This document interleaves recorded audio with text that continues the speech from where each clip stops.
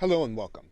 You are now looking at Aweber.com, and Aweber.com actually allows you to build and manage an email marketing list.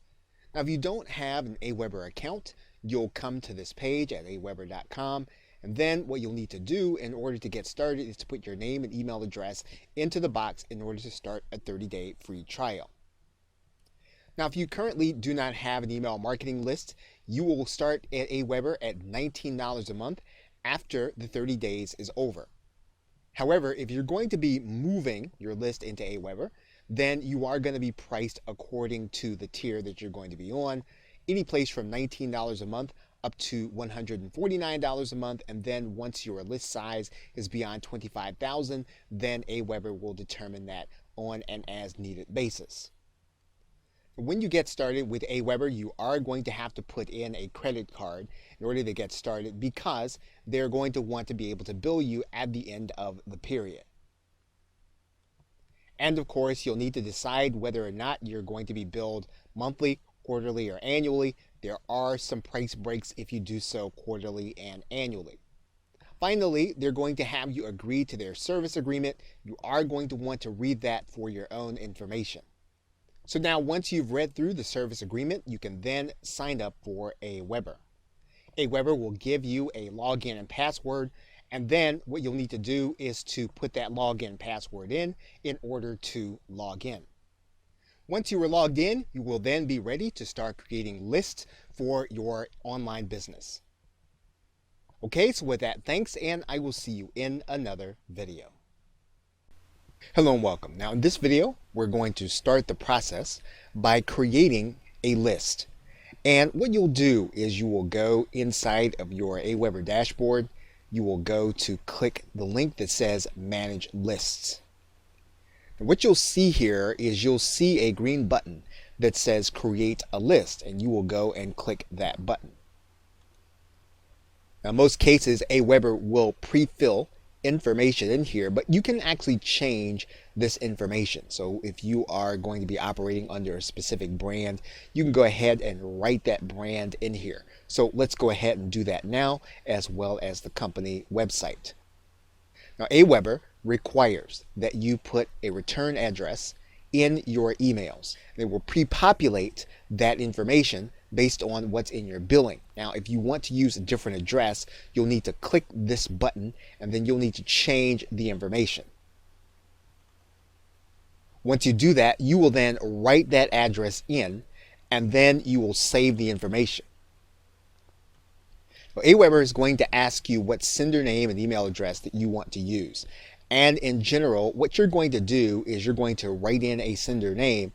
And when you write in the sender email, you want to avoid using emails like Hotmail or Gmail or Yahoo. You want to use a server address email or an email address that you created with your domain name. Now, another thing that you'll want to do that will enhance your deliverability is you want to make sure that this sender email is not something like admin or support. You don't want to use generic names. If possible, you want to use a proper name. There is going to be another step based on the email address that you're going to put here, specifically if you're going to be using an email that you have control of through your domain name. But now, once you have all of the information in, the address you're going to be using, as well as the name and sender name, you can go ahead and click Next Step. Aweber will require you to give your list a name, but typically your customer will not see the name of this list or this explanation unless they choose to unsubscribe. So we're going to go ahead and we're going to describe the list and then give it a name, and we're going to keep it brief. As you can see here, you can only use 400 characters. So we're going to go ahead and do that right now. Okay, so once you've done that, you are going to then click Next Step. Now, Aweber has certain pre-approved subject lines, and you can use any of these subject lines that you feel is going to be most appropriate. Now, they will allow you to request approval for a custom subject line. Now, once you actually write the subject line in, Aweber will take time to approve it. In the meanwhile, what they'll use is they'll use one of the default subject lines that are at the top when you first sign in. So we're going to go ahead and click cancel so that we can see these back, and we're just going to choose the first one. Now we can also make changes to the confirmation, and so what we can do is we can then make sure that this message, or this part of the message, says what we want it to say. Now we want to keep this part brief. We don't want to make this a long, drawn out paragraph. We want it to be brief so that it spells out exactly what your client is going to be getting when they sign up for your email list. In fact, you'll notice here that this says receive email from manage your list with Aweber. We might want to restate that to be a little more natural. Okay, but again, we don't make too many changes and we don't make that very long. We can also insert personalization. So in other words, one of the things that we can do is we can actually add in information that will personalize based on the information that is collected. So when your client actually comes and they sign up for your list and they use their first name, we can actually customize that information so that it says their first name and then they'll see the message. So all we would do here is we would click one of these buttons, and this will actually personalize the message so that it will say the person's first name and then give them the actual message. And this can sometimes help you with issues of deliverability. But again, that's optional. You don't have to do anything with this information. In fact, you can decide to delete out the information, click the edit button. You'll notice that that personalization is no longer in this space. We can actually edit the signature, and we can put in here a salutation or title. And then once we've done, then all we'll need to do is then we'll need to click this approve message button, and then we will then be creating our list. Now, the only thing that really needs to be confirmed will be this subject line if you choose to change it. So we are actually approving the message and then creating the list. And once you've created the list, you'll notice here at the top that Aweber will be working on that particular list, and all of the menu fields that we'll be working with will apply to the things that are going to be associated with this one list.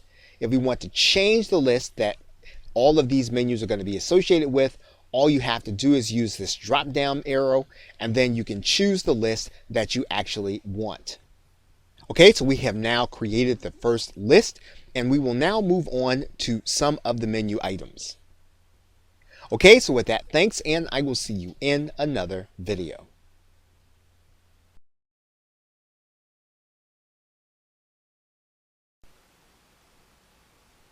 Welcome back.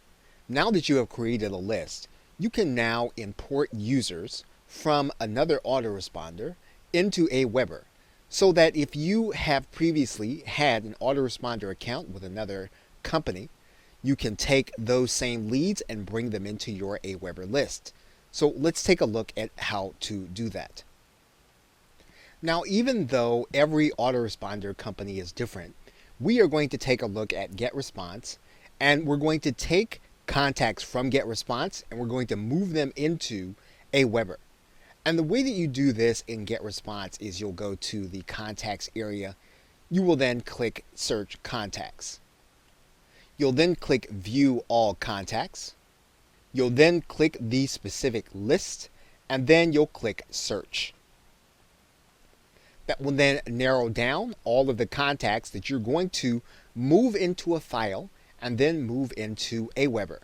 So once you have this list inside of GetResponse, you'll click the actions, and then you'll click export. You'll then write a file name, and then you'll click the export button.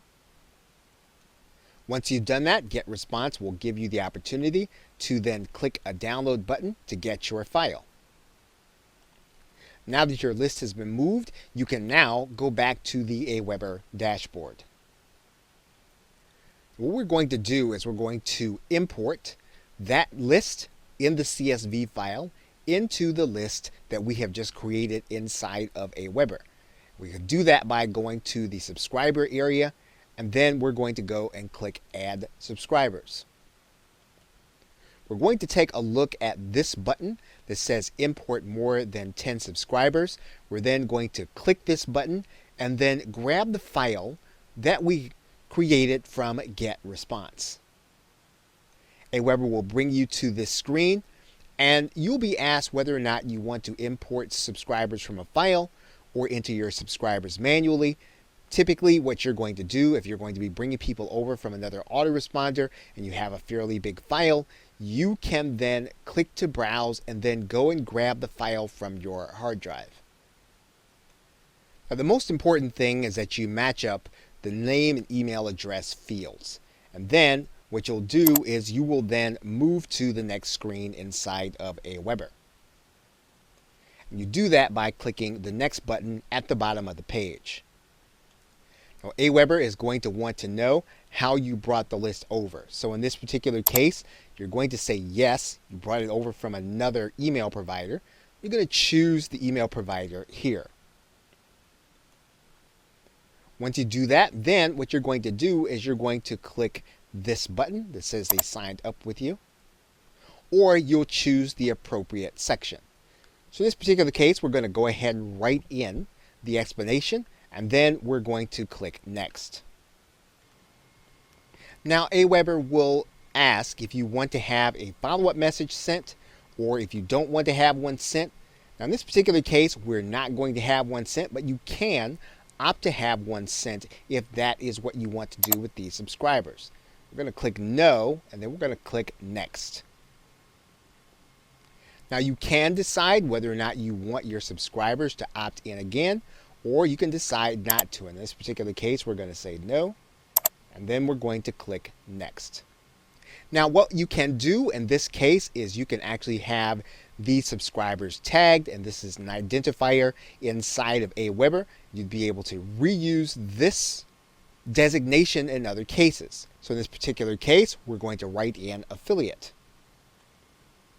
And then we're going to click Finish Import. Okay, so once you have done this, then it's going to take some time for Aweber to actually go through the process of looking at your list to see if it is acceptable for them to bring it into your list. You can always check your history by going to this Import History page, and we can take a look here. Now, in some cases, Aweber will tell you right away if you've had subscribers added, and then how many were actually not added. They'll actually give you a breakdown here in this link. Okay, so then you'll have a number of email subscribers that have been added to your list, and you can then start to market to them using Aweber. Okay, so with that, thanks, and I will see you in another video. Welcome back. We are now going to work with the settings on our Aweber list that we just created. And so in order to do that, we're going to go to the List Options drop-down menu, and then we're going to click List Settings. And you'll recognize some of these settings from a previous tutorial. Now, you'll notice here that we have the list name, and then we have a unique list ID from Aweber. Now, anytime that we have to interact with an API or some kind of system that requires our Aweber information, we will use this Aweber unique ID. So one of the things you can do is you can actually put this in a place where you're going to remember it, or you can always come back to your Aweber list options in order to get this unique list ID. Now, the other thing you're going to notice is that all of your information, including your contact address, is going to be here in your list options. Now, the reason that that's important is because it is going to appear inside of all of your autoresponder emails. Let's take a look. So we are now inside of Gmail, and what you're going to notice is that at the bottom of this Aweber email, you'll see the unsubscribe link, you'll see the change subscriber options, but you'll also see an address. And this address is going to match the address that you have inside of your Aweber settings. So this is where that information is going to appear inside of every email that your client actually gets. You're going to notice that there is an area that says notifications. And this is a way for you to get a notification every time somebody is actually subscribed to this particular list. So if you want to write in a contact email address that will tell you you have a new lead you can actually do that. So what we're going to do right now is we're going to go ahead and write in an email address so that we'll get notification every time someone signs up. Okay, so now we've added that notification here inside of Aweber. So let's see what that's actually going to look like when an email actually comes. To test this, we're actually going to go to the Add a Subscriber area, and we're going to actually put in an email that we are going to be able to see right away. And typically you can see emails right away inside of Gmail. This is actually a good way of being able to test something in your list. You typically want to subscribe to all of your lists so that you will be able to see what your client is actually getting. So we're going to write an email address in here so that we can tell what our clients are going to see. Okay, so now we have an email address in. We're going to click Add Subscriber. Now that subscriber has been added to our Aweber list, we can now go to our email address. Okay, so now we're going to confirm our subscription just as our client would. You'll see what the email is actually going to look like. And then we're going to click this link. Okay, our subscription has now been confirmed. We are now part of our Aweber list. So now let's check Aweber to make sure that we have a new subscriber. And we can do that by going to Manage Subscribers. And we now see that there is a subscriber in our Aweber system. So now what we can do is we can check our notifications to make sure that if there is a new subscriber to this list that we would have actually received a notification. And we can actually see that we have notification from Aweber.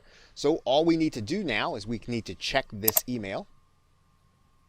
And we'll notice now that we have a new email that was added to our list. Aweber also tells us the source. And this is how you can actually monitor your leads as they are actually coming in. Okay, so with that, thanks, and I will see you in another video. Welcome back. Now in this video, we're going to pick it up from the basic settings, and we're going to now go to this link that says personalize your list. Now you'll recognize the company branding that we did when we set up the list. You'll recognize the website URL. Now we didn't write an email signature in here. Now let's go ahead and write in an email signature as well as to upload an image into the logo area. So now that we have our branding in place, what we can now do is we can now start to customize our broadcast archive. And we can do that by first connecting with Twitter. And what this button is going to do is it's going to allow us to connect to Twitter so that our Twitter followers will actually get a copy of our broadcast as we send it out. So all we have to do is click this Connect with Twitter button, and it will integrate with the Twitter account that we currently have open. Now, if you are already logged into Twitter, all you'll have to do is click this Authorize app. If you are not currently logged into Twitter, you will need to connect to your Twitter account in order to give access to Aweber so that it can connect with the app. So we are now going to go ahead and click this Authorize App button. And so now our Twitter account is now connected to our broadcast archive. We can do the same thing using Facebook. And you'll see a button here that will allow you to click and then connect to Facebook, where you'll have access to all of your pages to actually publish your emails to your Facebook account. So when you click this button, it will connect to Facebook. What you're going to notice is that you will have access to all of the pages where you are an admin. Now, this will only work if you're already logged in to Facebook. And obviously, if you're not logged into Facebook, when you click that connect button, you'll need to log in. Once Aweber connects to your Facebook account, it'll pull in all of the pages where you are an admin. If you will not be using your broadcast on those pages, you can actually go in and you can X them out. So in this case, that's what we're going to do. We're going to X out all but one page that we'll be using for our email broadcasts. But once you have that connection, you're going to want to make it your default Facebook post. So what will then happen is that you will have the opportunity inside of all of your broadcasts to post them automatically to this Facebook page. Now, there are a couple of other settings that we'll want to take a look at for our broadcast archive. Now, what we can do in our broadcast archive is we can actually include some place where someone can sign up, as well as our Twitter link. But before we do that, let's take a look where this link says preview your archive, and then we can get a better sense of what a broadcast archive actually is and how you can use it. And you'll see here that the email broadcast archive is a page that's hosted by Aweber that will have a number of your broadcast emails. And you will be able to determine which of your broadcast emails actually go into this broadcast archive, and you'll actually see that in a later video. But this broadcast archive will allow others who are not part of your email marketing list to read your content and then to be able to sign up for your email. They'll also be able to follow you on social media and to subscribe to you by RSS. Now, the last thing we're going to discuss in this video is your being able to have a look at what your unsubscribe page is going to look like. And this is what your clients will see when they decide to click the unsubscribe link in your email. You'll be able to see what it looks like based on your branding. So again, now you can see where your client will actually see your list name and your description. So keeping this in mind, you can write your description accordingly, knowing that someone will actually see it when they get ready to unsubscribe. Okay, so with that, thanks, and I will see you in another video. Welcome back. Now, in the list settings area, you'll notice that there is a section for global text snippets. And global text snippets are going to be pieces of code that you're going to be putting inside of your emails that you use on a regular basis. So, for example, let's say that there is a domain name that you use repeatedly throughout your writing of emails. Well, what you do is you write a snippet for it. And the way that you do that is you designate the snippet, and let's go ahead and write in one now. And so once you add in that snippet, all you need to do is you need to click the add button. Now, this snippet will now be available to you inside of your emails so that you will be able to use it. Let's take a look. As we are drafting our email, we would come inside of our text area. We'd then go to the personalize area. And you do that by looking all the way to the right-hand side, and you'd click the drop-down arrow. You'd scroll down and you look for your snippet. And we'll see the snippet that we created. And then what will happen is when our email is actually sent, our domain name will appear there because we've actually placed the snippet code here inside of our email. What this does is it helps us to save time and effort and to focus on the message of our email. Okay, so with that, thanks, and I will see you in another video. Welcome back. In our list options and our list settings, you'll notice that there is one other section, and it's called the confirmation message section. And you'll recognize that we have already customized our confirmation message when we started putting together the actual list. But if you scroll down, there is actually more that we need to do. And you'll notice here that there is a section for confirmation message settings. Now, Aweber recommends that you use double opt-in because it is the best to make sure that you are going to be able to assure deliverability of your emails. Now, you could choose to turn off your double opt-in confirmation so that the client could actually sign up for your list without having to confirm. And all you need to do is to turn off. Aweber is going to give you a warning, and then you're going to click yes. You could easily toggle that back on by clicking the on button. Now, you can also turn on the confirmation message for the times when you actually import subscribers. And this is going to be the default setting when you get subscriber imports. You can turn that on, or you can toggle it back off. Now, when you go through the import process, Aweber will still give you the opportunity to send a confirmation message when you're going through. Now there's one more item on this page, and you'll notice that there is the confirmation success page. Now what some marketers will do is they will actually show their client, when that confirmation email link is clicked, something that they would actually want them to see in order to make a purchase or make a decision. You can actually determine that by putting a URL in this space. Now there is a default success page, so that when your client actually confirms their acceptance of being on your list, they will be sent to a specific page. You can actually take a look at that page by clicking this link. Now, as you can see, all this page says is thank you for subscribing. So if you wanted to place a commercial message of some kind, or you wanted to make another sale, you can actually customize your thank you page. And you can do that here in this space. Now, one of the advantages of being able to host your own success page is to personalize the page. And what you would do is you would click this button, and then you get the JavaScript code that Aweber gives you in order to place on your page. Aweber will give you the code to place before your header tag, and that code would be here. You'd need to copy all of the code. And if you scroll down the page, Aweber will give you more code. And wherever you want to display the person's name, you would place this HTML code that you're looking at here.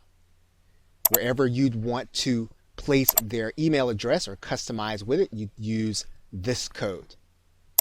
Now again, you are going to have to know HTML coding in order to use these scripts. But if you know them, this is a great way of being able to personalize the actual thank you page. Okay, so with that, thanks, and I will see you in another video.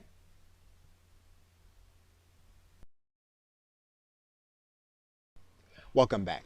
Now in this video, we are going to go over the custom field setting, and you'll find it by going to the List Options menu and then clicking Custom Fields. Now a custom fields setting is for each individual list. So for the list that we created, we can create a certain kind of information that Aweber will store and that we can collect on any particular web form that we have when we create one.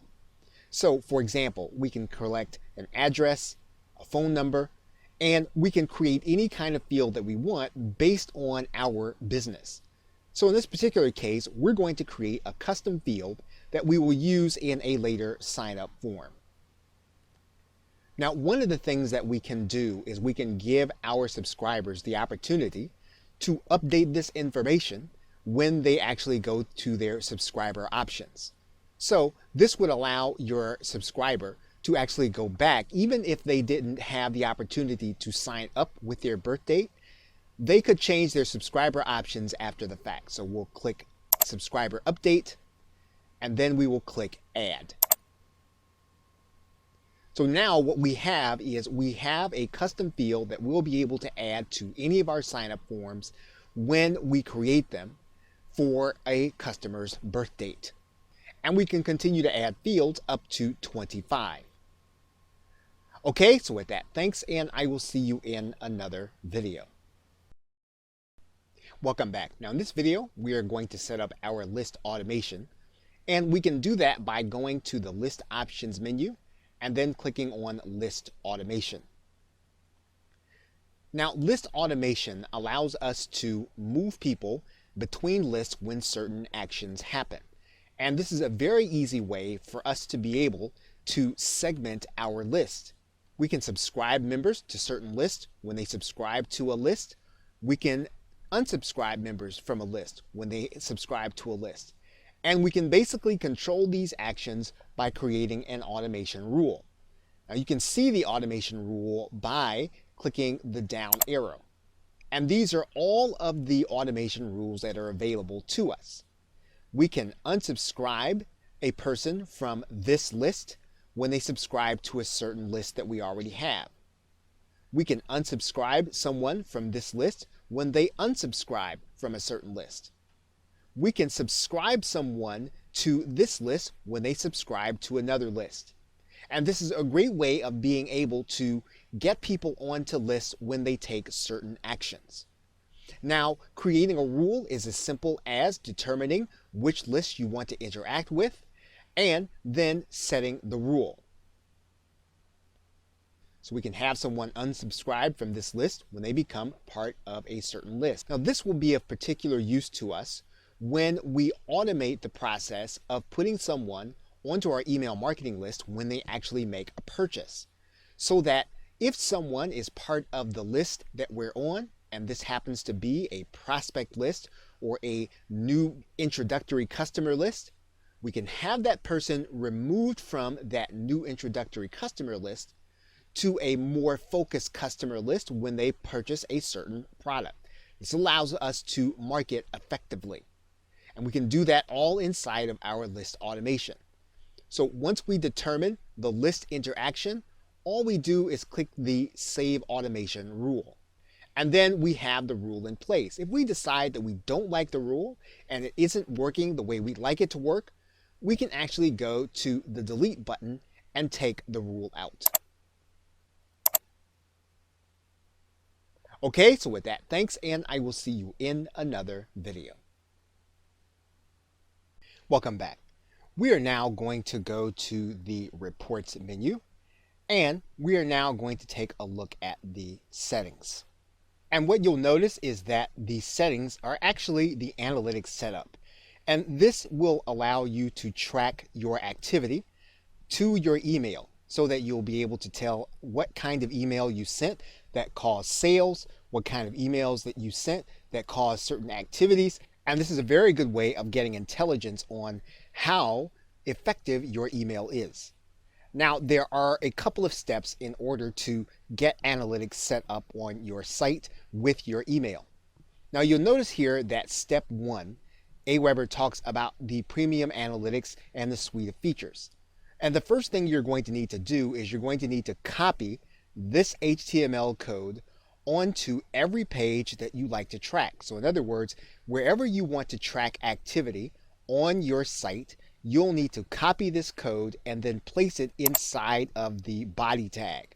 So what we're going to do right now is we're going to copy this tag, we're going to right click, and we're going to copy, and then we're going to head to our website. Now, Aweber instructs you to put that JavaScript code within the body tags. Now, if you were to use one of the popular web page builders for WordPress, which is OptimizePress, you would put that tracking code in this area where it says after the body tag, and you'd place this here.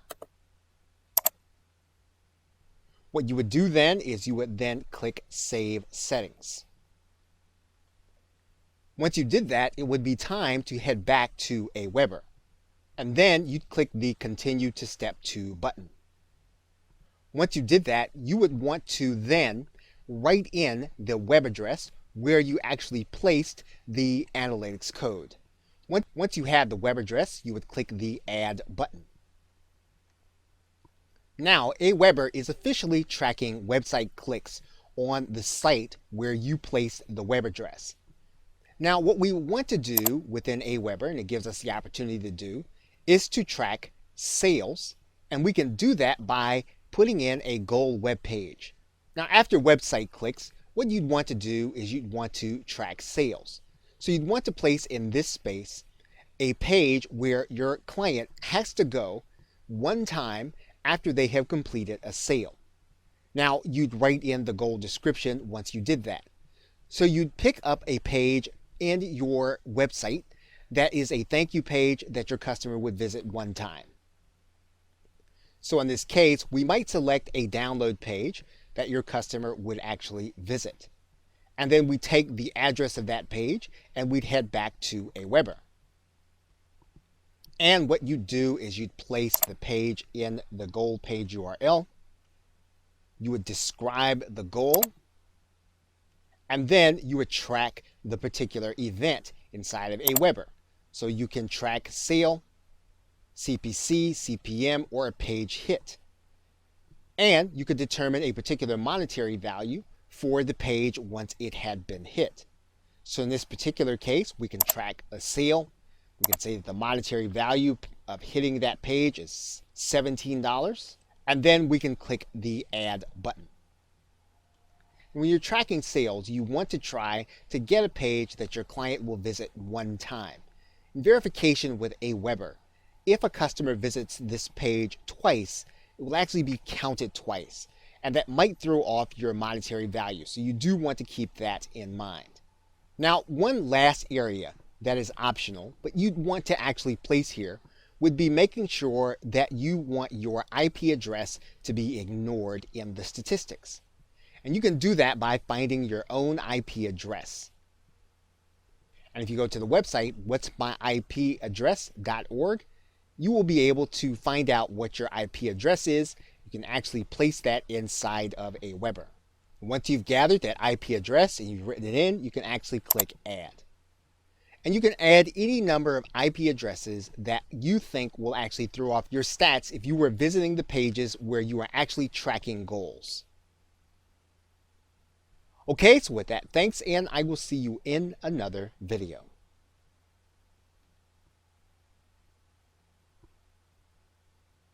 Welcome back. You are now looking at the Reports tab inside of Aweber, and what you'll notice is that in this Reports tab, if you go to the Reports tab and you go to the individual reports link, that'll bring you to the Reports dashboard.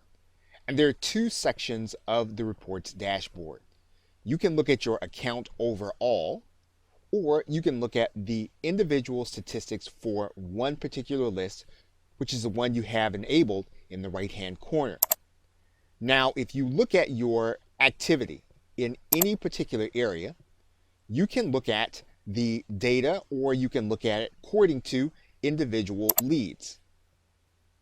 You can also look at it in detail if you click this link. You can look at your accounts over time, or you can look at it on a particular day, as you can see here. You can do the very same thing by looking at your account in aggregate in the account reports area. Now, if you want to look at the account's revenue and what your email is giving you over time, you are going to need to track activity and set goals. So when we set the analytics or the settings area in the reports tab, you will need to make sure that you are tracking the activity based on revenue goals that you set in the reports settings area. This is how Aweber tracks your revenue inside of your reports, bringing it down to the detail level with individual leads, as well as detail down to the day. But again, if you don't track the revenue from inside of the settings area on each individual page, you will not have any detail for account revenue over time. That is the only way that you're going to be able to get it. Okay, so with that, thanks, and I will see you in another video. Welcome back. We will now look at the sign-up forms, and you can get to the sign-up forms by going to the sign-up forms tab and clicking this link. Now, when you first reach the sign-up forms tab, you can actually click this button, which will take you through a wizard. We're going to go ahead and we're going to click this green button to create our first sign-up form. This is actually going to bring us to a screen where we can actually design our own opt-in form using the templates that you see here, or a plain transparent template, which you'll see here. You'll also notice that there are fields, and you'll notice that we have a field that was created earlier in our custom fields area. So if you want to create another custom field, all you need to do is to click this button, create a new field. It's the same field function that we found in the list options. Now, this template builder will allow you to preview each form as you build it, so that if you want to know what your form is actually going to look like, you can click this preview button. Now, if you get this error message, that means then that you have pop-ups blocked, and you'll need to enable them in order to see your preview. Now, in Google Chrome, this will mean going to the right-hand side. You'll need to click this button, and then you'll need to click Always Allow Pop-ups from Aweber, and then click Done. Once you've done that, you can then click the Preview button, and then you'll see your form there. You may still get the message to appear again, but you'll be able to preview your form. When you click the message inside of Aweber, it goes away. Now, each element of your sign-up form has detail that can be changed. For example, you can change the detail in the header by clicking this link, and you'll notice that you can change the background color or the border, and you can even go into some of the advanced options to put in images and to pad some of the margins.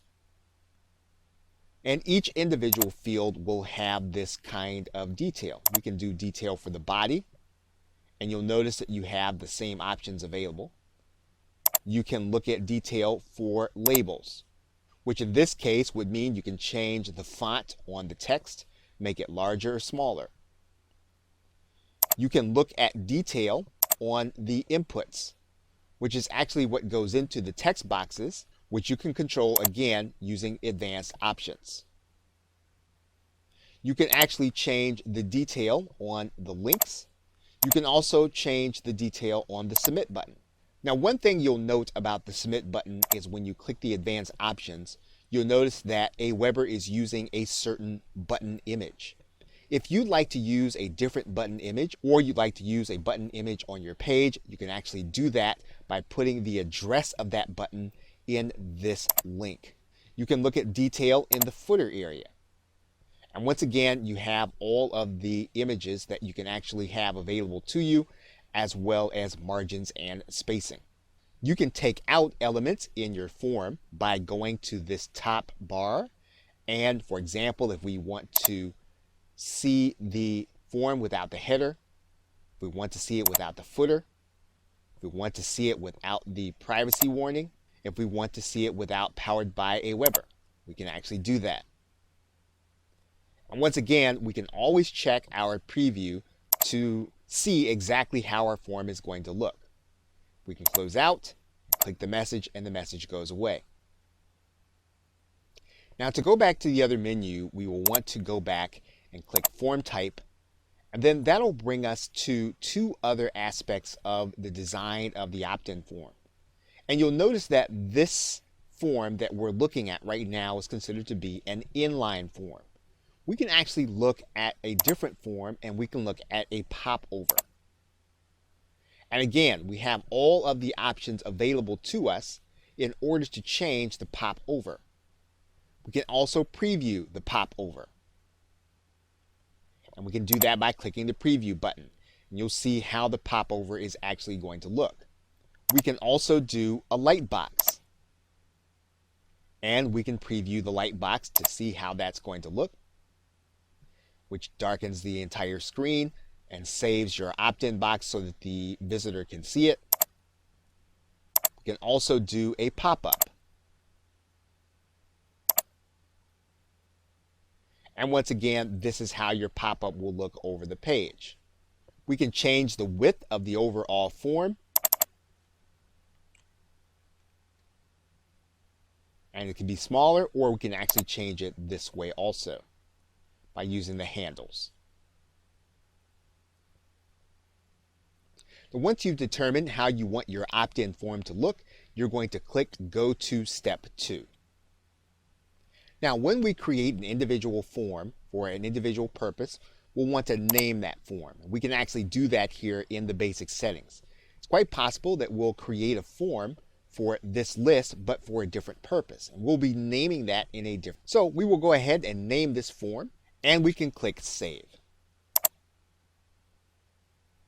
Now we are going to stop the video at this point, and we are going to come back, and we're going to finish step 2 of setting up your form.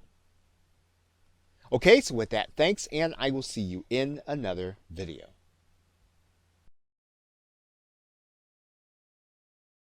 Welcome back. We are now at step 2 of setting up our sign-up form. And what you're going to notice is that there is a thank you page that you get to customize. And this thank you page actually appears as soon as your client types in their name and email address. Now we can preview that page so that we can actually see what it looks like. And it is instructive to do because you'll want to determine which of these thank you pages that you actually want. Now you will see that there is a basic version, and you can click the preview button to actually view it. And so you'll recognize that your logo is there, and then you have some verbiage that says you're almost done, activate your subscription. We can actually change that now to the audio version. And to do that, we'll just go to this drop-down menu. And to look at the audio version, we'll go to look at the drop-down menu. We'll click audio version, and then we'll click preview. In a moment, you will receive an email message asking you to confirm your email address and activate your subscription. Please check your email inbox now. Open that email and click on the confirm link. Once you do, your subscription will immediately be activated. So now if you want the audio version, you can actually have that audio playing. And there is another version that we can look at. It is the smart video version. And we can preview that version now. Please check your inbox now to confirm your subscription. And the last way that you can actually do it is you can use your own custom page.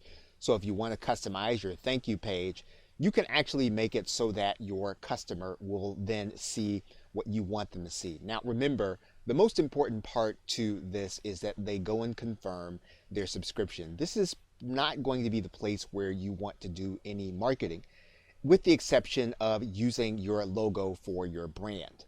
Now you'll also notice that there is an already subscribed page, and all this does is when the client is actually trying to sign up for your email marketing list, they will be shown a message that says that they are already subscribed.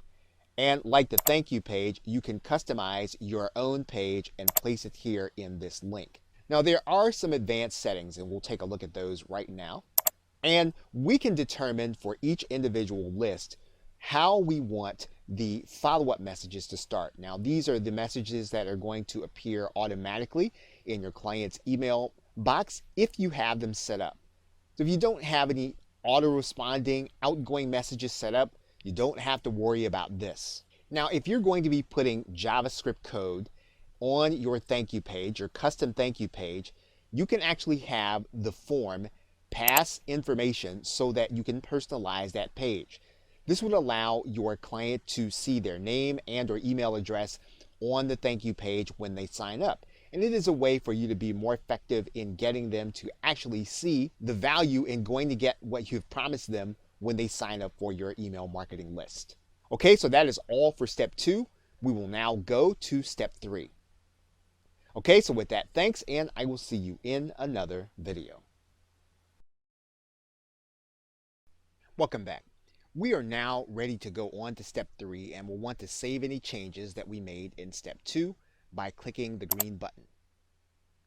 That will save our form, and then we're going to click Go to Step 3. You're going to have a section where if you are comfortable installing your form using HTML, you can click this box. If you're going to have your web designer or coder install your form, you can actually send them an email through this link. And if you're going to have Aweber host the form on their site, you can actually do that also.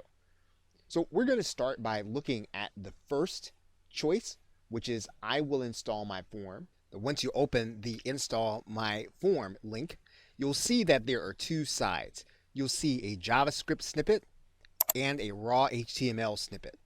Now let's talk about the two snippets. Now the JavaScript snippet, when you take this code and you place it on your website, any changes that you make inside of Aweber will be made on your website automatically. So you don't have to make any changes in the code in order to change something that happens in Aweber. That is not the case if you place the raw HTML code. The HTML code you use, if you make any changes in Aweber, you're going to have to come back and get the code again to have those changes reflected on your website. Now another difference inside of the raw HTML version is that you'll notice that there is a box here that you can include beautiful form styles or you can uncheck them. And you'll notice that the code actually changes. Now in some cases when you're testing or when you're just trying to get a form to work, you should use a basic unformatted form, and this will put the basics onto your website in the code using the form that you created inside of Aweber. Now if you do want the additional formatting that Aweber offers, you can actually use the beautiful form styles. So we're going to now close the install my form box. I'm going to open up the My Web Designer Will Install My Form. And what you'll notice is that all that's here is your designer's email and a message. So what this will do is this will allow you to send a message to your designer with the code so that they can put it onto your website. Lastly, you'll see here that there is a box here that says, have Aweber host my form. And what you have is a URL that you can actually have someone come to in order to opt into your list. So for example, if we were to copy this link and then put it inside of our browser, let's take a look. And you'll see here that the form is on the web and we don't have to host it. We don't have to use any code. All we do is share the link and then someone can actually opt in to our list. So we're now going to close. We've now covered all the ways that we can place our form on our website. Now let's go to an actual WordPress website to see how this is going to actually work. So what we're going to do is we're going to install the form ourselves. We're going to grab the JavaScript snippet. We're going to copy it. And then we're going to head to a WordPress website. And what we're going to do is we're going to go to the side of WordPress where we post HTML code. We're then going to put in our code. And then we're going to give this post a title. And now what we're going to do is we're going to publish this post. And we're now going to view our opt-in form on our website. And you'll see the form now on a post inside of our WordPress website. Okay, so with that, thanks, and I will see you in another video.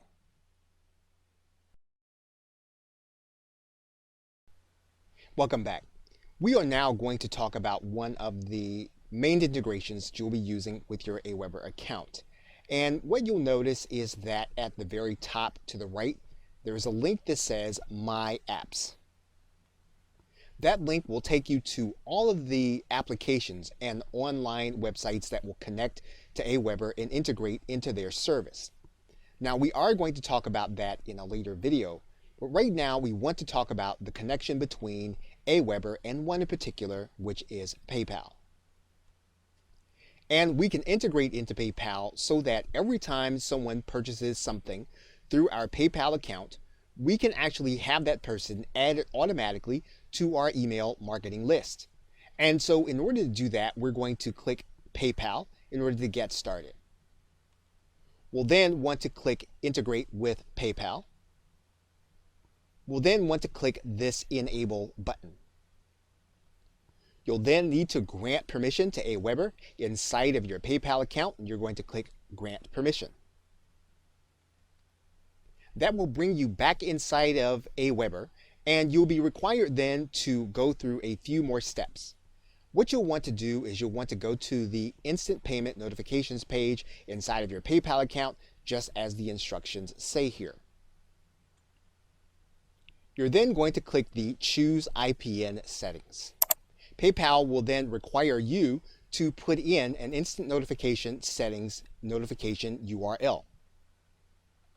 You'll then copy this notification URL, and then you will paste it in the box inside of PayPal. You will then click the Receive IPN Messages, and then you will click the Save button. Then inside of the PayPal integration, you're going to choose the list to add people to when they purchase a certain product. Now, because you're likely to create multiple products, you will probably want to check this box that says, I want to add people to different lists when they purchase specific items from my store. So go ahead and click this link. And then what you're going to do is you're going to choose the product, and then you're going to choose the list. Once you've done that, you are going to click the Add button. And then you will have an integration so that whenever a person purchases this product from you with your PayPal button, they will then be added to your Aweber list. And then every time you create a product, you'll want to come back to this integration and then continue to add products to different lists inside of Aweber. Okay, so with that, thanks, and I will see you in another video.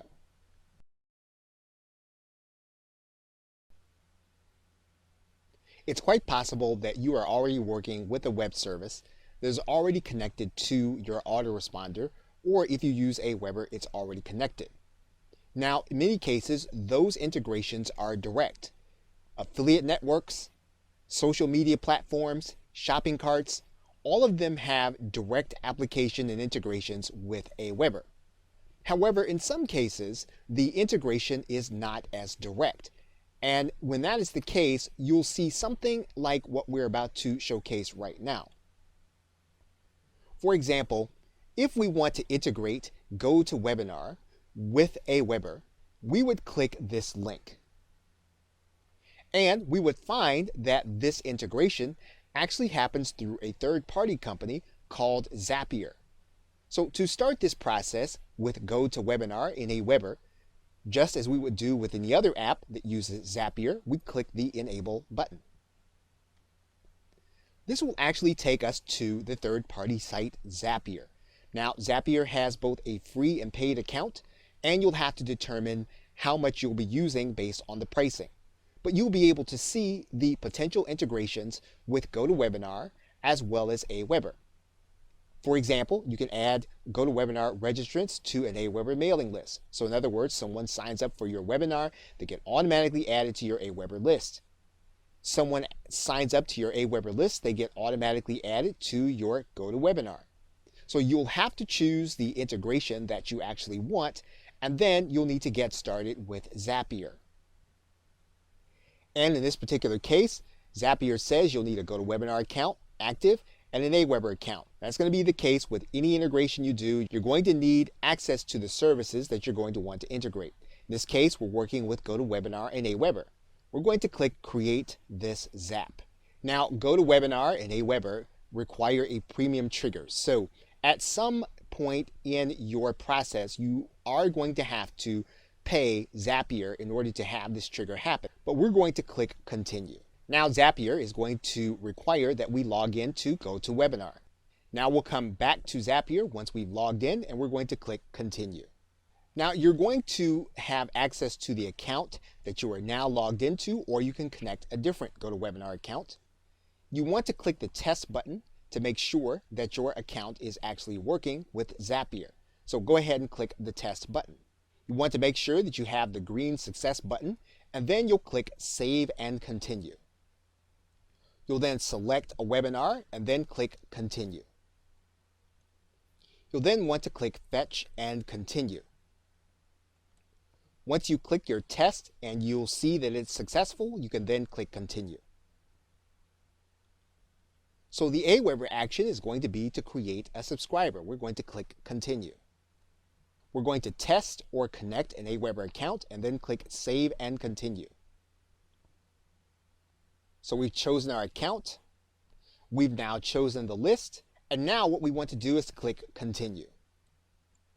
So we want to test the system through Zapier, so we'll click Create and Continue. We've actually already added this email to the list, so we'll skip the rest of the test and then click Continue. Now because this is a premium service, Zapier is going to look for a payment at this point. You can pay monthly, or you can pay annually, or choose to upgrade your account in order to continue with the integration.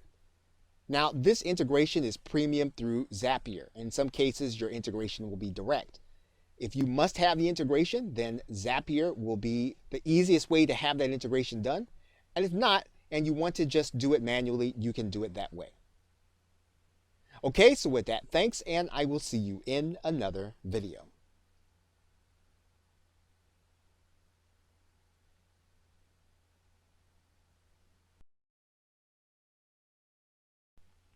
Welcome back. We're now going to go to the Messages tab, and we're going to go to the first tab, which is called Drafts. When we go to the Drafts tab, what you're going to notice is that you have a page where you can create a message and you can create a draft. Now, this screen will have all of the emails that you create inside of Aweber that have not been saved, added to broadcast, or added to follow-ups. So because Aweber auto-saves your email, you will be able to keep track of all of the emails that you are writing, and you'll be able to have them in this area. Now, in order to get started writing an email, what you're going to do inside of the draft button is you're going to click create a message. Now you have three choices. You can either click the drag and drop email builder, which is what you will use in most cases because this will send the most attractive emails. You can send an email by plain text if you have a specific reason as to wanting to send plain text emails to a certain list. Or you can also use the HTML editor if you know HTML extremely well. Now, because most entrepreneurs will be using the drag and drop editor, we're going to actually start with this builder. So let's click this link. Now, there are several elements that you want to be familiar with inside of the draft screen. The first you want to be familiar with is going to be the template box. We can actually use some of the pre-formatted templates that Aweber gives us in order to send out our email. Now, of course, we can change any of these templates to be what we want them to be if they suit our message. Now, if you want to write a plain message to your email marketing list, all you'll need to do is to click this plain tab. And indeed, this is the default setting. So you don't really even have to choose this template. You will actually have this template inside of your message writer by default. Now, if you want to use a different format, you can do that. You can use a center-aligned format, or you can continue to use the left-aligned format. Now, in order to get back to the writing screen, what we're going to do is we're going to click inside of this box, and that's going to bring us back to the Aweber screen. Now what we're going to do is we're going to take a look at all of the elements that we can actually add inside of our Aweber email. So we're going to start by writing a message, and we're going to edit it as we go along. So we have our content, and what we're going to do is we're going to put our cursor inside of the body, and we're going to cut and paste our text. Now that we have our text inside of our email, we can actually start editing this email so that it actually looks the way we want it to be. Now, one of the things that we're going to need to do is we're going to need to take out some of the titles. So now that we have our content inside of our email, let's take a look at some of the things that we can do. Now, we can always change the appearance of the text and make it larger for our client. And all we would need to do is to highlight the text, then change the size. We can make the size anything that we actually want within this box. So now that we have the text at the size that we actually want it, what we're going to do is we're going to personalize the email. Now, one of the things that you'll notice at the very beginning is that this email is going to be personalized. And it's being personalized with a common personalization code, which is first name fix. That means that Aweber will look at the code and it will try to determine the first name based on what's in the box. And this is actually a better code than just first name. It will look at all the available information and try to put the best fit for the first name. So in most cases, you will continue to use first name fix. However, you could use a different personalization code. And if that is the case, then what you do is you go to the personalize field, you pull the drop down menu and you choose one. For example, you could use the full name, or you could even use the last name. So whatever personalizes the email for your market and your niche, that is what you want to use in the personalization area. We're going to go ahead and take this information out. And one of the things you'll notice at the bottom here is that Aweber is auto-saving our email. But we do want to make sure that we put a title in here so that we'll know what we've actually worked on when we look in the draft area. Now, what we can do as we go along is we can actually preview and test the email to find out what our clients are actually going to see. Now, one other thing that we're going to do in this video is we're going to take a look at the background color of our email. Now, naturally, we have a white background because that is the default setting. However, you can change the background color. We can click that link and we can make that background color whatever we want. If we wanted it to be a little more gray, we could click apply. It's a very easy way of adding some kind of branding to what we're actually writing. We can actually go back to this background color and then click apply. And every time we go along, what we're going to do is we're going to click preview and test so that we can actually get a sense for how this email is going to look when it appears in the inbox of our client. Now what we're going to do is we're going to go back. We're going to continue to work on this email, and we're now going to click save. When we click save, you'll notice that the auto save number goes up by 1. And now we can continue adding things to this email. And we will do that when we come back in the next video. Okay, so with that, thanks, and I will see you in that next video.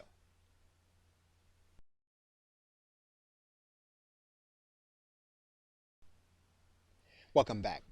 We're now going to pick it up inside of the writing screen, and inside of the text editor, you have all of the same editing features that you would have in any other word processing document. So, for example, once we place the cursor inside of here, what you'll see is that you have a toolbar that is enabled to you. So that means that you can take any of these words and you can make them bold. And by clicking the B, you can take the bold off. You can do the same thing for italics, and clicking again and turning the italics off, underline, and strike through. You can also change the actual color of a particular text by clicking apply, and then when you take the highlighter off, you'll see it. You can change it back to black.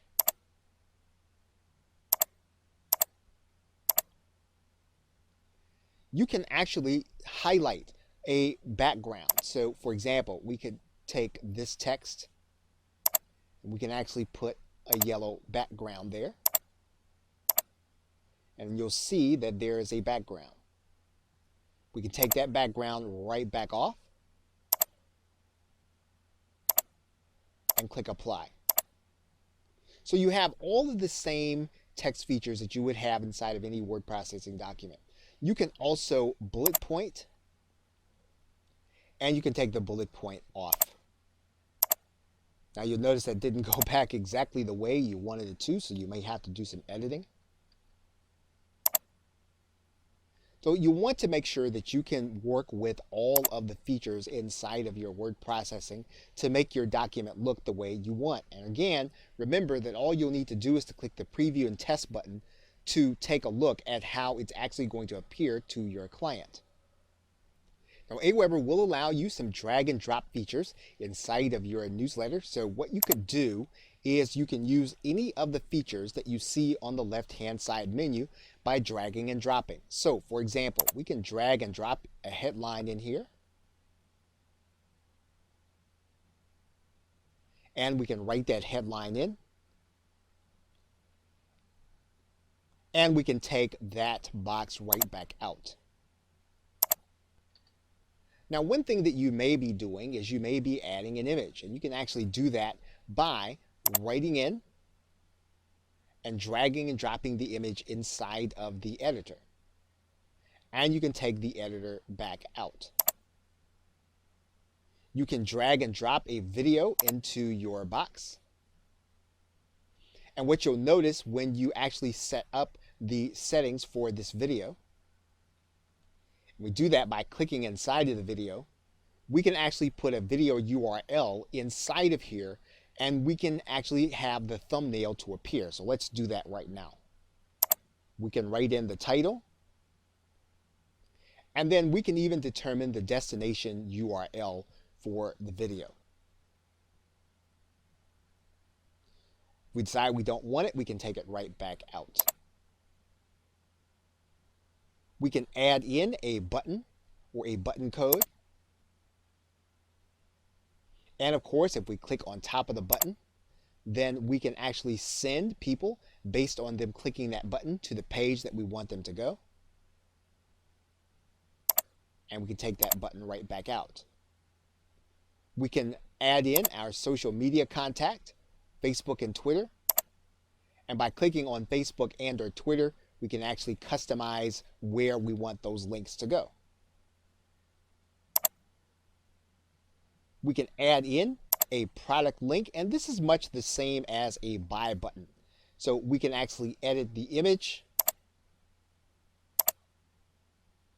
We can add an image, and then we can have it linked. We can have our button, which will send people to a page.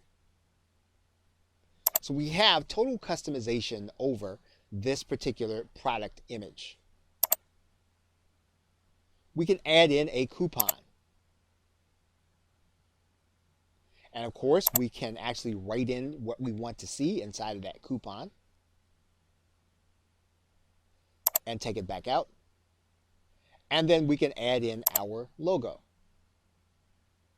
Again, with all of these images, we can actually size these down to what we want them to be. We can click inside and adjust them from there.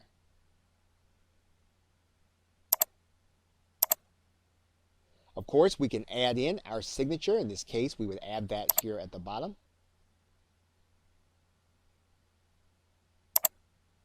And we can even add in a divider.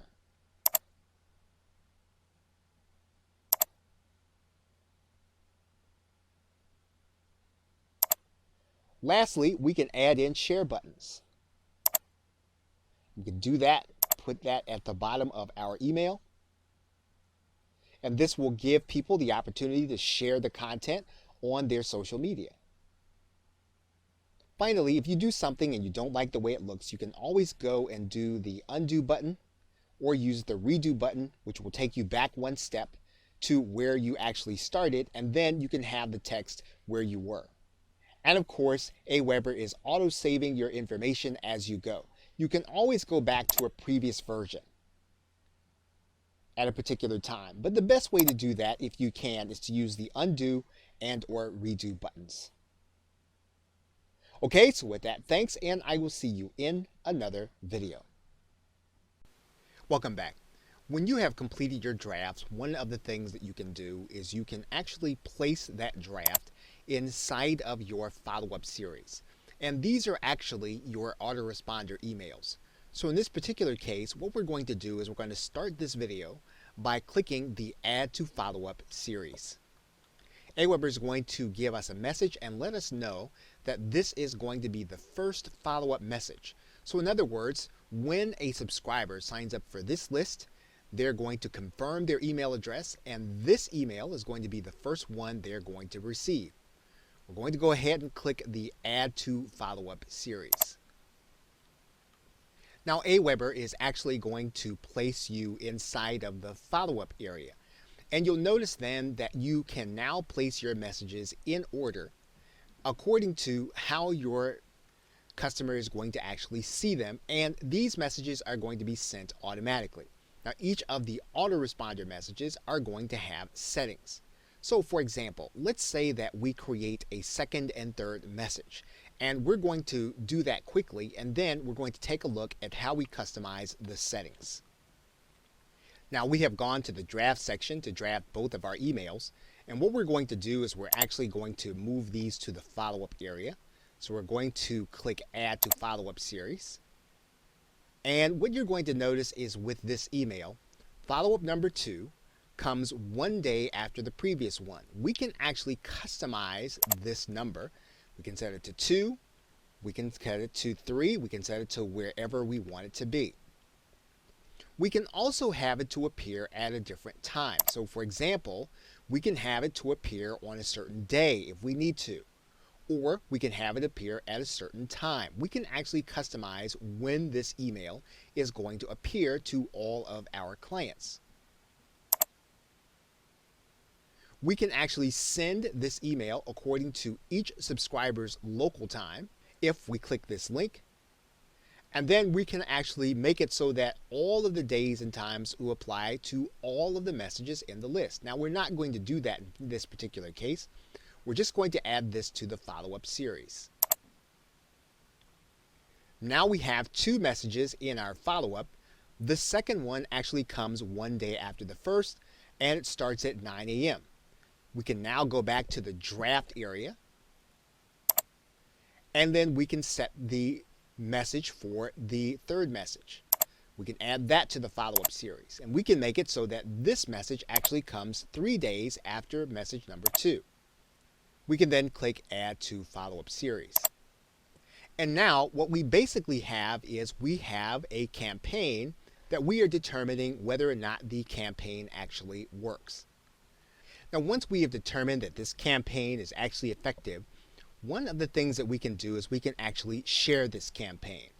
And we can do that by going to this campaign sharing link, and we can choose to share our follow-ups, we can choose to share our broadcasts, or we can choose to share our follow-ups and our broadcasts. Now in this particular case, we are going to choose to share our follow-ups. So we're going to click Save, and when we do that, you'll notice that Aweber is going to give us a campaign code. That campaign code is now going to disappear, but that campaign code now appears in this area. What this means now is that we can actually share this campaign code with someone else who wants to use the same messages in their business. And they would do that by coming to their Aweber account and loading that campaign code in this space that says use a predefined campaign code. So the messages that we are creating right now are technically called autoresponders. They actually arrive into the email box of our client automatically when they sign up for our email marketing list. Now these are different from broadcast emails. And one of the things that you will have to determine is whether or not you'd like to write your emails and send them out as broadcasts, or whether or not you'd like to have them go automatically to your customers and your clients. So what we're going to look at next is we're going to look at broadcast emails. Okay, so with that, thanks, and I will see you in another video. Welcome back. In most cases, you are going to be sending out an email to your email marketing list using the broadcast feature in Aweber. This means that you are writing the message from scratch and you are sending out this message at some particular point in time. Now, you can send out the message at a point in time before it actually has to go out. However, you are writing these messages individually, one at a time, to arrive at your subscriber's email box at a random time. So let's compose an email in our draft area. So we have now composed our email, and we're now going to click Save and Exit. And we're going to send out this email as a broadcast to our entire subscriber list. So what we're going to do is we're going to go to the Send options, and we're going to schedule a broadcast. Now, you'll notice that if you decide that you want to change the subject line, you can actually change it in this field, or you can leave it as it is. And in the first section, there are some decisions that you can actually make. So, for example, we can click the Edit button, and we're going to notice that you can actually produce your own broadcast archive. Now, that broadcast archive is actually already branded because we did that in an earlier video. So, for example, let's take a look as to how this broadcast archive will actually appear. Now, right now, we don't have any emails, but you'll notice there is our logo. You'll notice there is an opt-in page. And what we can do is we can share this broadcast archive just as we would any other web page. So when we publish to a broadcast archive, it's almost like publishing to a web page.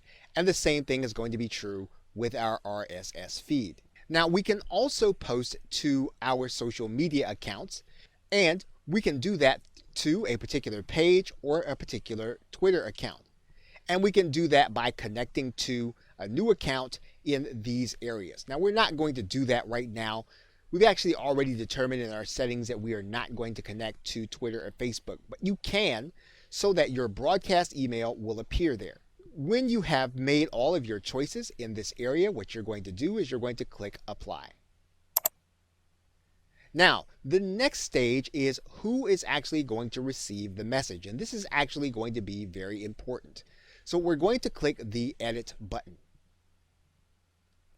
Now, in this particular case, we can actually send the emails to just the people who are going to be on this list, or we can actually include everyone on all of our lists. And typically, if you're going to have a broadcast email, you'll send it to everyone on all of your lists.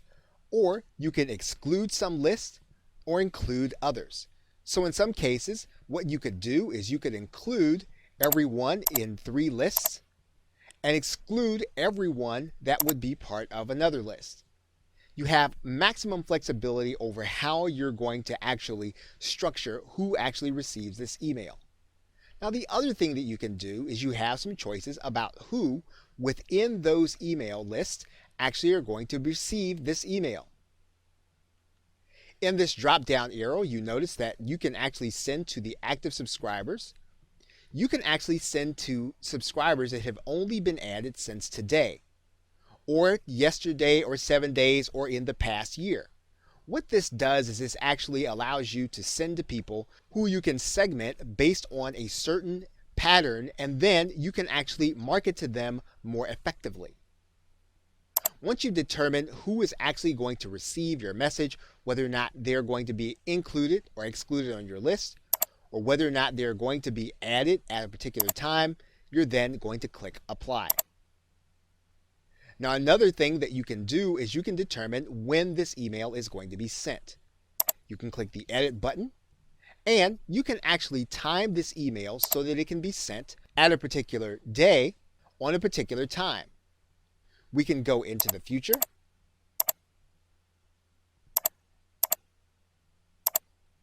and send on any day that we actually feel this email is appropriate to send. Once we've determined when we want it to be sent, we can click Apply. Now, we can actually make it so that the timing is going to be immediate. We'll just cancel this. And then we will leave it at immediate, and that is the default.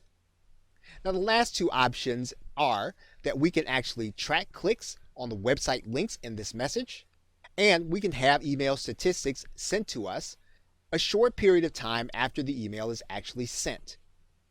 Now, what we're going to do in the next email is we're actually going to show you how to put website links inside of your emails, because this is what you're actually going to be tracking inside of your quick stats, and you're actually going to be tracking clicks, and Aweber is going to tell you how your email is actually faring with those who have received it. Once you've determined who is going to receive your email, you can actually click Send Message Now. Now, if you have decided to send this message into the future, for example, let's move this email to a date in the future, and we click this button, it's actually going to schedule the message for that particular time. And you'll notice that message is now scheduled. We can actually go and unschedule this message if we do not want it to be sent. Once that happens, that email is then returned to the draft area. Okay, so with that, thanks, and I will see you in another video.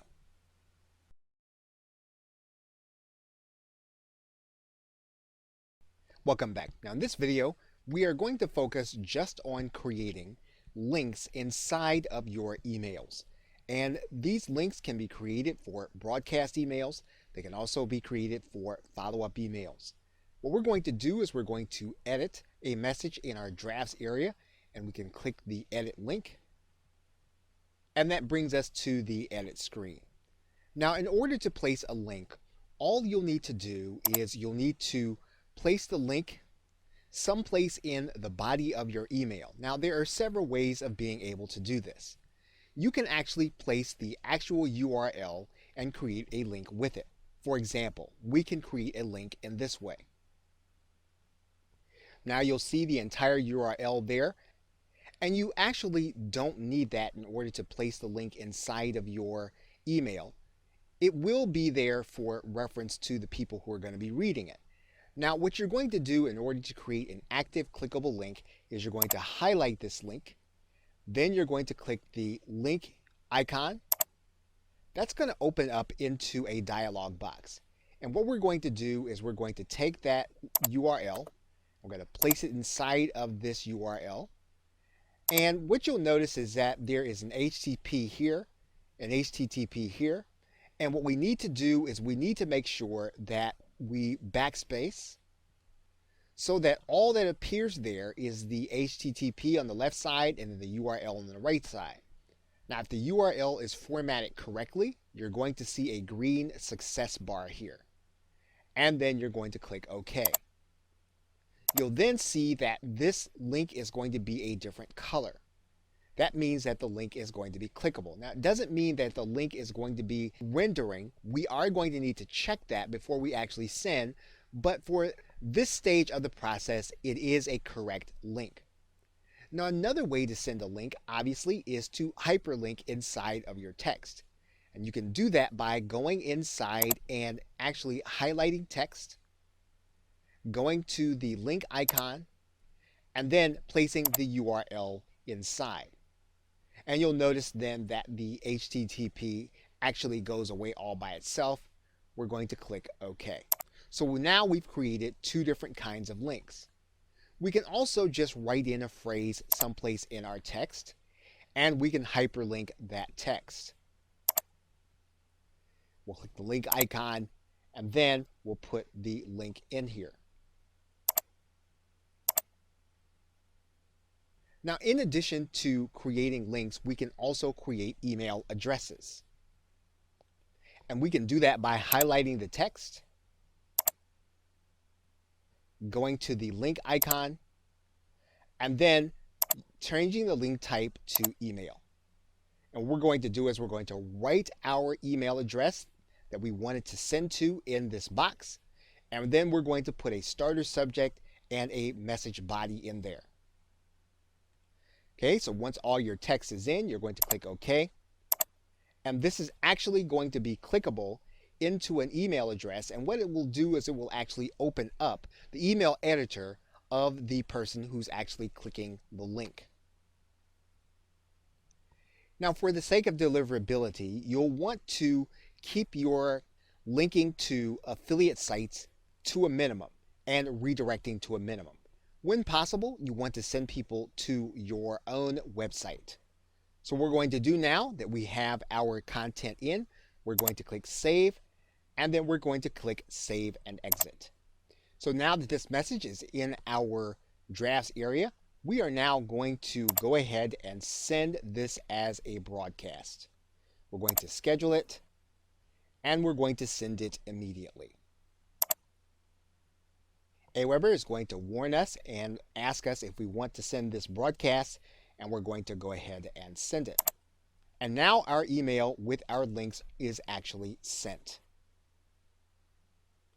So now that this email has arrived in our box, we can actually click these links, and they are clickable. Now, what you'll notice is that these links have a tracking code in them. And this allows Aweber to tell us whether or not people are clicking these links. So if we click this link, we'll then know that this link has been clicked when we go and look at our email statistics. We can also have this link, which is our email link, open up into an email facility. And you'll see that our email is now ready to be sent by clicking that link. And Aweber will always give us the statistics for our sending. So actually, we only had one email being received. It was opened by one person.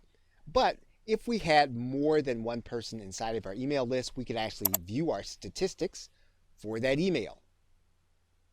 And Aweber will tell us how many people opened it, how many people clicked on the links. If we had sales tracking and someone reached the page, it'll tell us how many people actually sold, how many people unsubscribed, and then how many times people hit the domain. We can actually look at how many emails are unopened and then how many have been opened.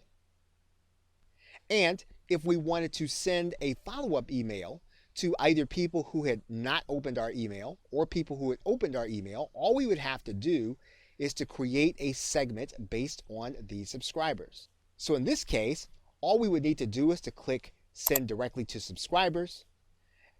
Aweber would ask us for a segment name.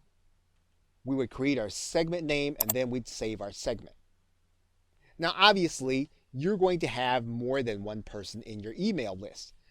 In this particular case, the mechanics will work the exact same. You would still create a segment based on either people who had opened, people who had unopened. You can create a segment and actually send an email to them. So here's how that process would work. You'd actually click Schedule a Broadcast, and then you'd actually have all of the list selected. But what you do is you would actually edit, and then you would actually send to a certain segment. And you'll see there that our segment that we just created is actually there. And so the only people that will receive this email would be those within the segment that we created. And then we would click Send Message Now. So again, we are tracking clicks, we are tracking statistics, and we can tell what our broadcast and our email marketing is actually doing. Okay, so with that, thanks, and I will see you in another video.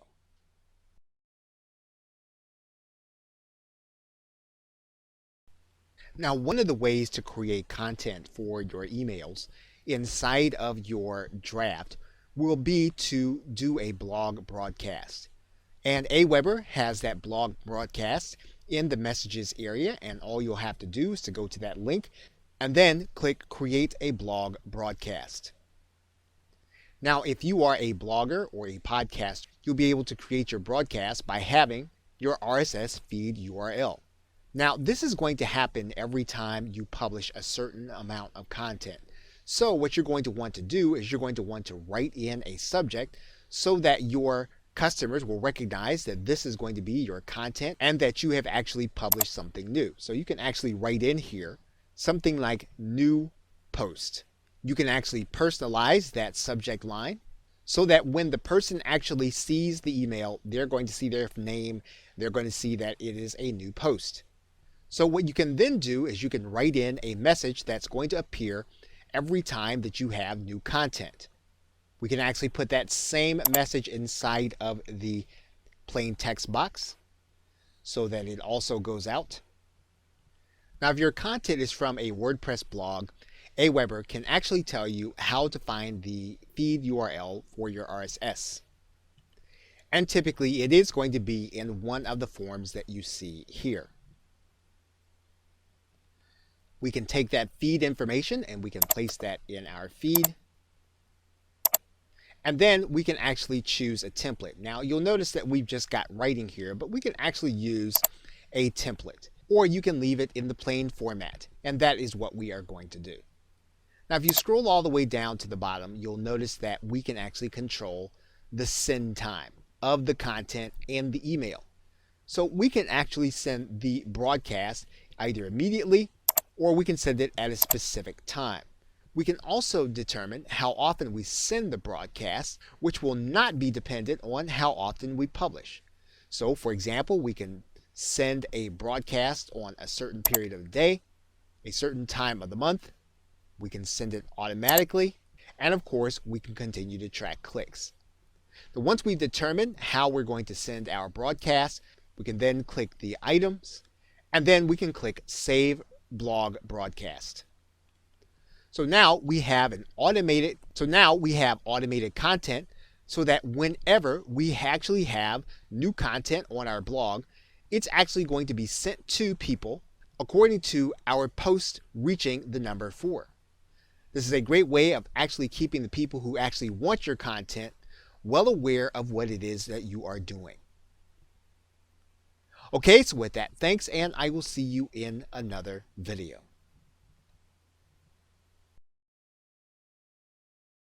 Now, before we get ready to actually send this message, one of the things that we're going to want to do is we're going to want to make sure that in addition to our HTML message, that we also send out a plain text version. Some people will only be able to receive plain text, even though most people will be able to receive an HTML message inside of one of the common email providers like Gmail or Hotmail or one like that. So what we're going to do is we're going to go to the plain text area. And what you're going to notice is that Aweber will auto-generate the information based on what's there. However, we don't want our client to see the information like this when it comes to them. So what we want to do is we want to customize this information. We can do that by clicking the custom button. And then we can then customize the look and make corrections as we're doing right here. Now once the email is the way that we want it to look, we can click save and exit. And then we can save the entire message. Now there is one other aspect that you'll notice down here, that you can actually include an attachment from your hard drive. However, you can reduce the deliverability of your email based on the document that you place here. So you want to make sure that it is absolutely necessary that you send out a document to all of your email subscribers in this list. So now that we have everything in the email the way we want it to be, we're going to click preview and test. And then we can then take a look at our email. If we think it is sufficient, then we can click save and exit. Now the email still appears in our draft, and we have a couple of options. We can either copy this to another list, or we can actually add this to our follow-up series or our autoresponders. Or we can send it out as a broadcast email. Now each one of these cases requires some explanation, so we are going to actually do that in the next video. However, what we're going to do right now is we're going to take a look at our spam score. And we're going to click this link. What the Aweber filter does is it tries to discern what may look like spam in terms of your message. And if you see some changes that you think you could make, you might want to go back and change some of the phrases that Aweber gives you that could cause a problem in the spam filter.